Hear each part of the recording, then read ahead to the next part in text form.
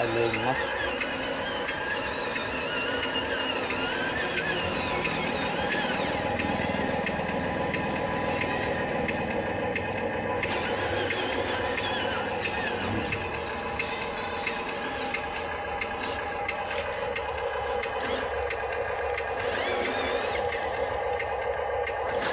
cô lấy mình tiệt rồi buông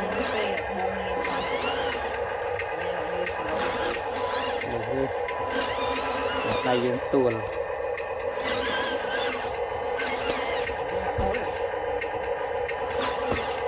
phải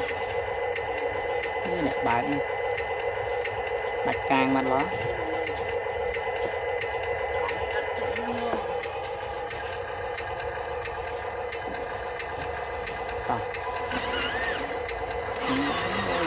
coi phân đó hả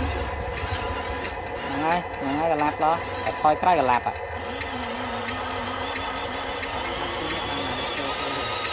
lạp lời mới cái lạp à